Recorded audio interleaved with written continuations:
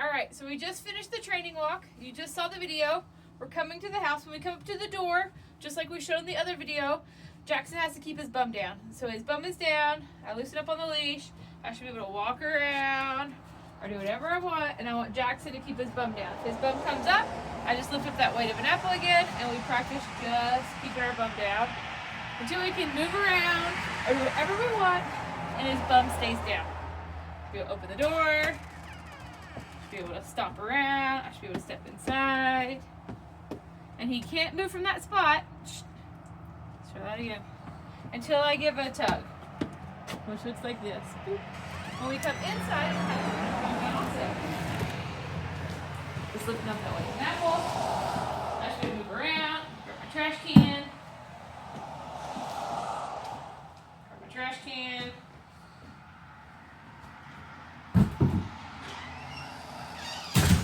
Door. Should be able to walk around. There he stood up without me giving that ass to move. Stood it and ass. So we're just working with Jackson on that impulse control of learning to just, when we put him on a place, whether it's the bed, whether it's in a calm sit, or just chilling. This way, if I drop something and I need to pick it up, he's not going to jump on me while I'm trying to grab it or jump on someone else. Just working on being calm, cool, and collected. When I'm ready to get up, I'll give that little tug, and then he knows it's time to go. In the home, we're still doing the same loose leash, creating no pressure.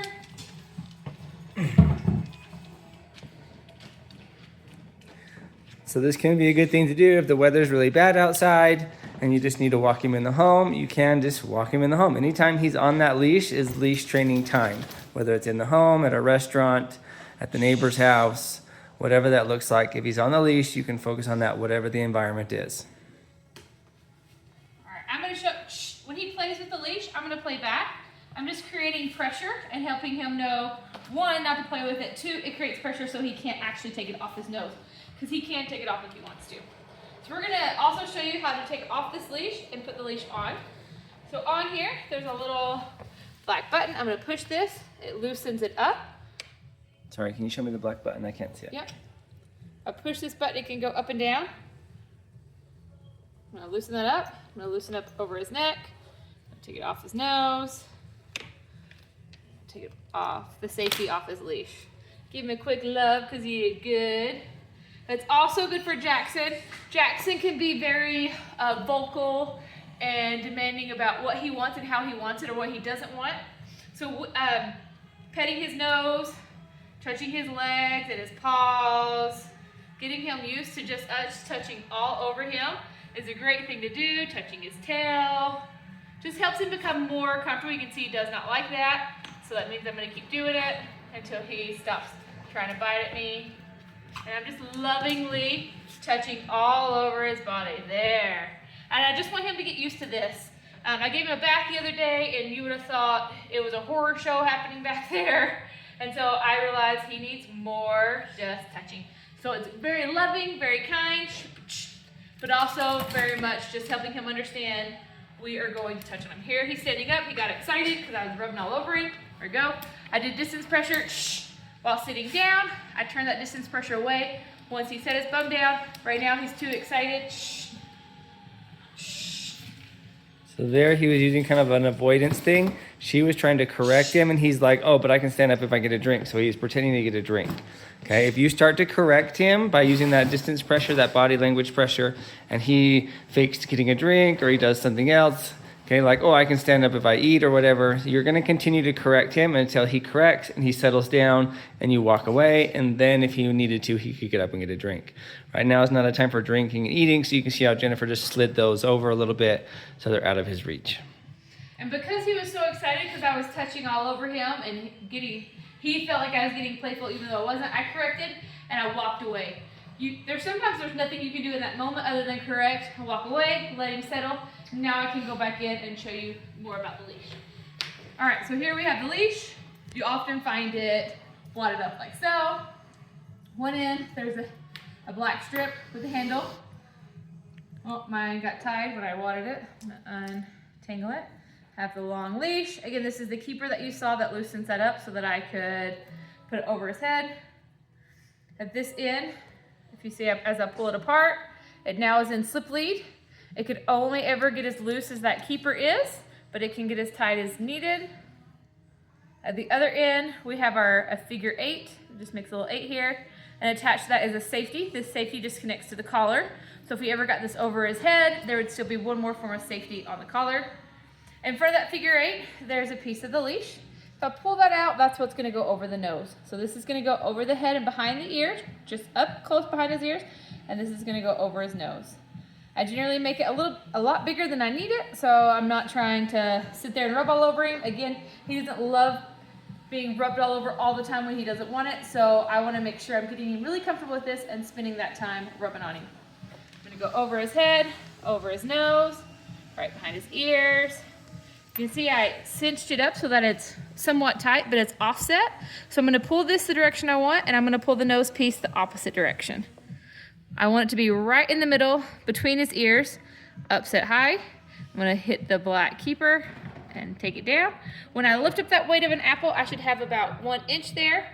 Because Jackson is fluffy, when you first put it on, you'll be like, oh, that's perfect, that's 1 inch. And then after the first reset or walk, you're gonna be like, whoa, that's way bigger than 1 inch. And it's just because the hair will the leash will settle within the hair. And then it makes it get really loose. Now you can see it's looser than that. And then I'm gonna make sure I take my safety and I clip it to my collar. And then he's good to go, we're ready to go. Again, to take it off, I'm gonna loosen that keeper up. I'm gonna take it off over his ears, over his nose, and off here. If I wanted to leave it on him, because when you get home, he's probably gonna have a hard time staying on his bed. I would leave the leash on, but just in a slip lead. So now it's just around his neck, the keeper is down and tight, and the safety is just on the collar. And then I could just take let me put his paw in there right when I was doing that. I'm gonna just take my leash and I'm gonna throw it under. We have noticed Jackson trying to chew on it, so you do want to be cautious of that. Maybe use a cheaper leash so that you're not worried about him chewing on an expensive leash, or you just keep an eye on him so that he doesn't chew on it. I've only caught him once, but just something to be aware of. Well, he might show us right now. No. So now he's sitting there. You put the leash over his own nose, which is funny. There you go.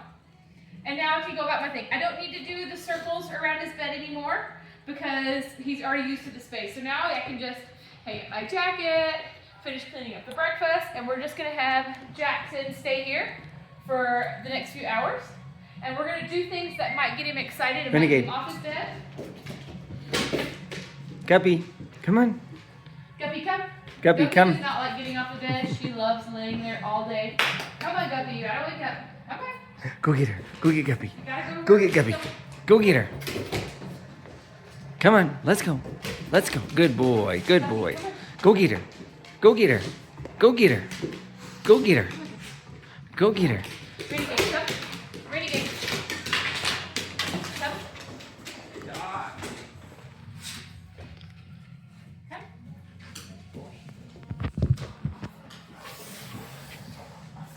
Here you go. Ready? Ready? Ready? Come on, Guppy.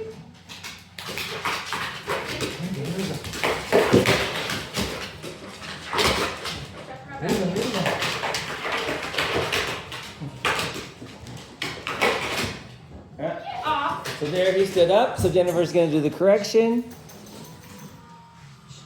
There you go. And then we're going to continue playing our game.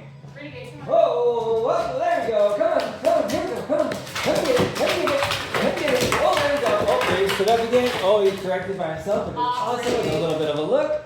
Here we go. Here we go. Off. That one too. Here we go. Oh, got it, got it, got it. Oh, there he's up again. So we're going to correct again. Again, so we're playing these games and we are working with him under a higher intense situation while we have the time and effort, so that when we don't have the time and effort, when we have friends over or our kids come over or one of the neighbors or whoever, then we're not trying to work on him in that moment. Oh, dog again. We're trying to work on him here when we have the time and we're playing some games, and then when he's not ready, or then when we need him to be good, he's all ready to be good because we already practiced. Ready? Ready?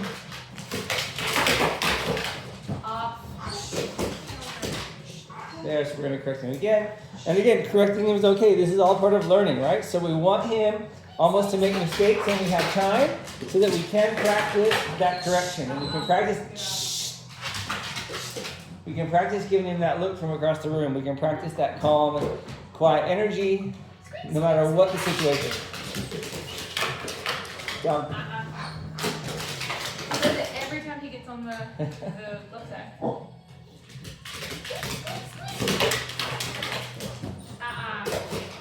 See? Every time. Ready? No, I told her to get off there. Off. Get off. Alright, I put him on there so you can do it.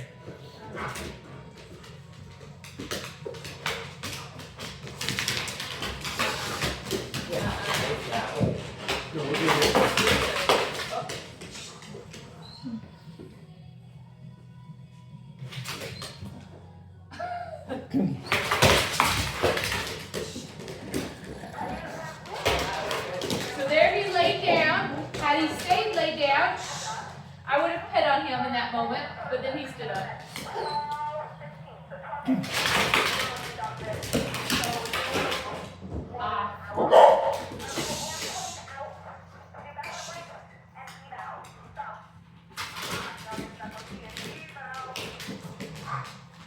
Alright, we're just going to keep playing the game until we have a little bit of no more standing, and then we'll call it good. He's super good right now. There, and so he laid down there. And so we're going to give him a love and attention. The more relaxed he gets, the more attention he gets. So then he's going to learn, the more I relax, the more I'm calm, the more attention I'm going to get. And we're just going to continue practicing and playing.